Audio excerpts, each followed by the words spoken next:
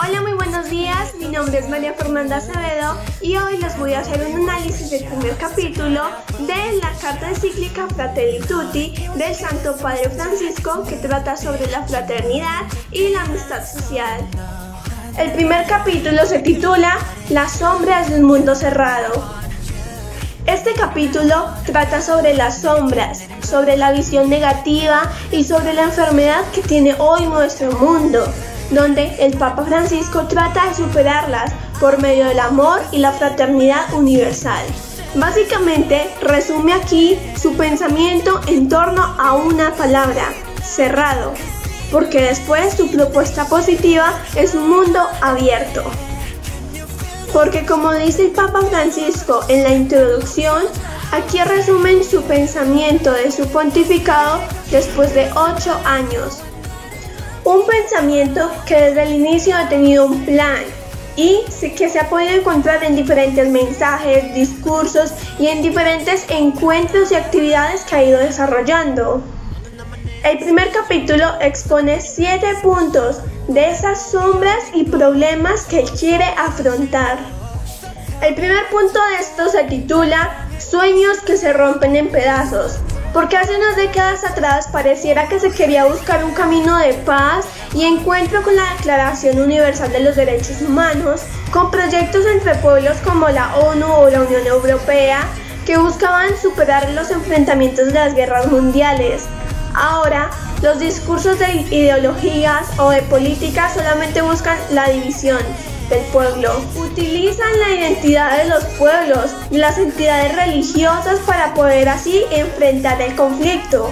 Y es que se habla mucho hoy sobre abrir el mundo a los negocios, al capital, a la globalización y a grandes empresas que lo único que quieren es imponer su visión única del mundo. De esta manera dividen y fragmentan al pueblo. Y es que, como dice ese viejo dicho, divide y reinarás. De esta forma estarían dominando más fácil el mundo. El segundo título se denomina Sin un proyecto para nosotros y habla de esas estrategias para poder romper la esperanza de desesperar a los pueblos, para de esta forma poder someterlos y dominarlos más fáciles. Esto provocará una construcción más difícil de un nosotros universal entre los hombres y habitantes de esa casa en común de la que hablaba en su encíclica de la ecología. Y como no hay un proyecto para todos, se propone el descarte. Descartar a las personas que no han nacido, descartar a los ancianos que han muerto en las pandemias, descartar a las personas que se les ha pedido la eutanasia, descartar a las personas explotadas laboralmente, y el descarte es tirar los alimentos en un mundo de hambrientos, para de esta forma imponer las reglas económicas del materialismo, de esta forma quitando del medio el valor de la persona humana.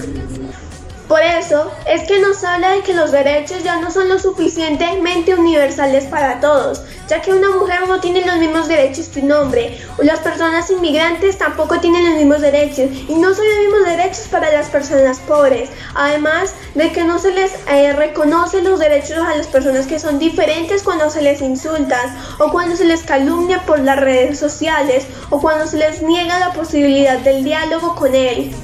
Y tal vez se observan los conflictos y los miedos de unos con los otros en esta tercera guerra mundial por etapas, como lo describía el Papa Francisco, miedos ancestrales y las enfrentaciones entre pueblos que explotan hoy en día. Todo esto hace entender al otro como un bárbaro, como un diferente, como alguien con el que no merece la pena hablar y tampoco es posible poder entenderlo. El tercer punto nos habla sobre la globalización y el progreso sin un rumbo en común. Dice que este fue uno de los temas que habló con el gran imán de Al-Azhar en Abu Handí, cuando firmaron los documentos sobre la fraternidad. La tesis de este documento es que la globalización supone un gran avance en la humanidad en el campo técnico y en el progreso de las actividades y riquezas económicas, pero por otra parte es un retroceso muy evidente en los valores tanto morales como éticos como espirituales, los cuales sustentan y ayudan en la convivencia entre pueblos. que nos sentimos más bien obligados por vivir juntos que por la motivación de una sana convivencia entre todos. En el cuarto punto, él habla sobre las pandemias y otros flagelos a través de la historia y nos recuerda que al inicio de la pandemia y del confinamiento, el 17 de marzo, él hizo una oración en solitario en la plaza de San Pedro, donde él hablaba de que las pandemias hizo que realmente nos diéramos cuenta de lo que sucedía en nuestro alrededor y lo que estaba sucediendo en el mundo. Además, hizo que se le cayera todo el maquillaje a todos los problemas que habían a nuestro entorno. Pero también la pandemia nos ha demostrado la incapacidad que tenemos de ayudarnos entre los pueblos en un problema que evidentemente todos tenemos en común. Nos ha demostrado más bien como el individualismo de cada individuo, que es más como sálvese quien pueda, cada uno por su lado, según sus intereses. Nos ha demostrado lo mal que está la sociedad y la humanidad, las debilidades que tenemos tanto para afrontar estos problemas como los otros que también tenemos. El quinto punto habla sobre la dignidad humana en las fronteras. El Papa Francisco ha tenido diferentes oportunidades donde ha expresado su preocupación, desde su primer viaje fuera de Roma, las Islas Lampedusas, como a diferentes viajes que ha tenido la oportunidad de ir a diferentes partes del mundo.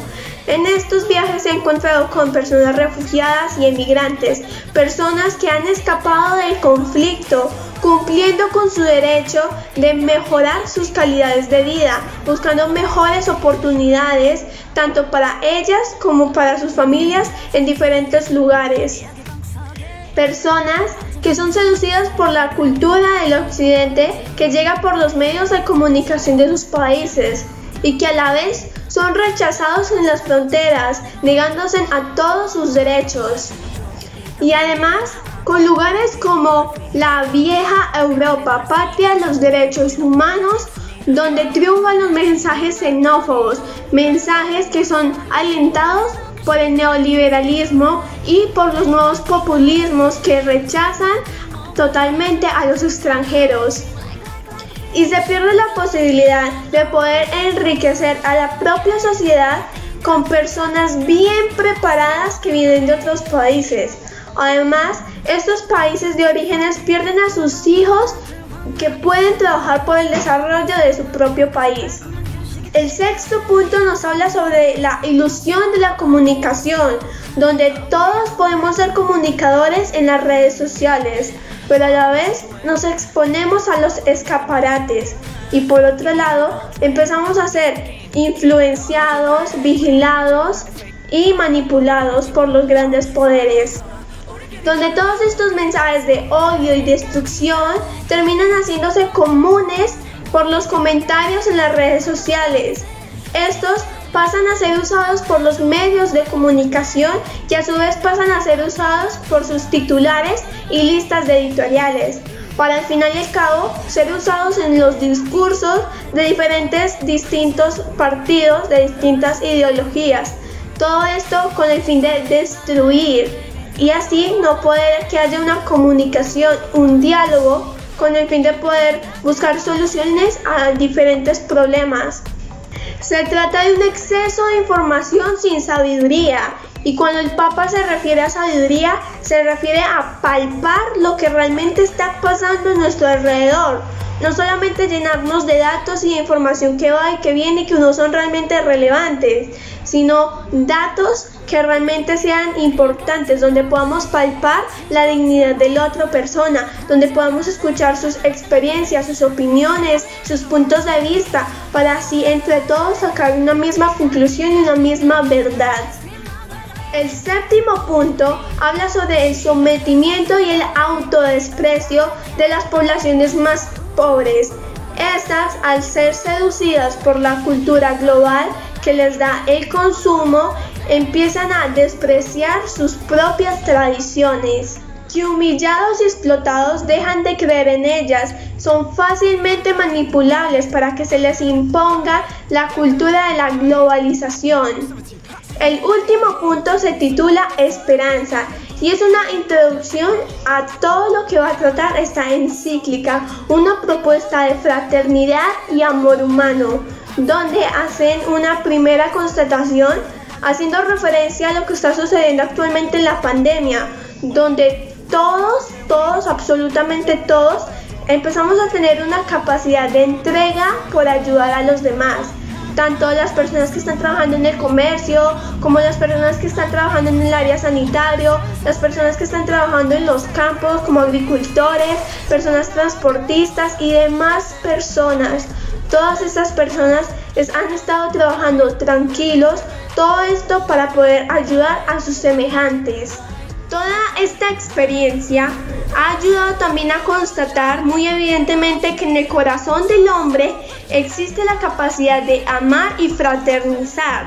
Todo esto para poder sostener la propuesta de esta encíclica, que fue realizada por el Papa Francisco, un cristiano que se basó en el Evangelio de Jesús, para poder crear esta propuesta universal, para poder hacerse llegar a todas las personas del resto del mundo, ya que se dio cuenta que aparte de tener la capacidad de amar, podemos tener también la capacidad de poder ver a los demás como nuestros semejantes y con esto tener una amistad social para así construir poco a poco un mundo mucho mejor. Bueno, ese ha sido todo el análisis del primer capítulo de Fratelli Tutti, denominado Las sombras de un mundo cerrado. Muchísimas gracias por ver el video, que tengan una buena tarde. Nothing right.